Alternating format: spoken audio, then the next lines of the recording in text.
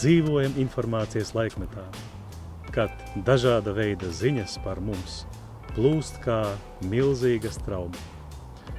Tās galvenokārt uzņemam caur viedierīcēm. Visticamāk savā telefonā vai planšetē pašreiz skaties arī tu. Vai zināji, ka katram cilvēkam ir dabiskās tiesības uz labo slavu, reputāciju un godu? Vai zināji, ka tādas tiesības ir tev? Vai zināji, ka tādas tiesības ir katram cilvēkam? Tā pašā laikā, vai esi pamanījis sevī tieksmi uz patiesību? Kas no tā izriet, no tiem diviem jautājumiem par patiesību un cilvēka cieņu? No tā izriet tas, ka mums ir jārūpējas gan par patiesību, gan par cilvēka labo slavu. Par to mums saka 8. bauslis. Tev nebūs nepatiesu liecību dot pret savu tuvāko.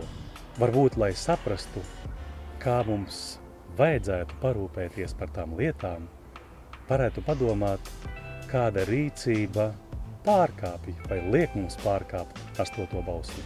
Pirmā lieta – pārsteidzīgs spriedums. Tas notiek tad, kad bez pietiekoša pamata, pat neapliecinot to ar vārdiem, es izveidoju ideju savā galvā par tuvākā morālisko trūkumu.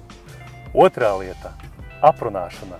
Un aprunāšana notiek tad, kad es bez objektīvā iemesla atklāju kāda cilvēka morālisko trūkumu tam, kas to nezina.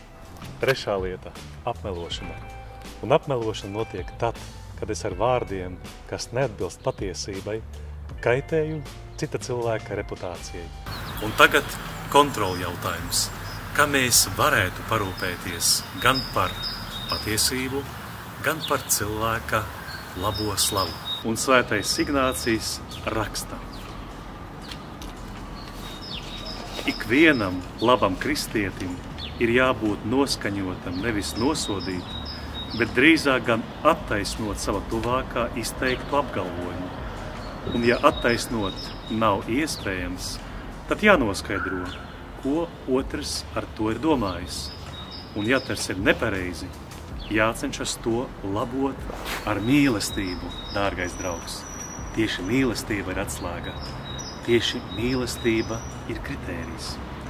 Un nākamreiz, kad tu izteiksi vai rakstīsi kaut kādu apgalvojumu par citu cilvēku, padomā, cik tajā ir patiesības, cik cieņas, cik mīlestības tajā ir.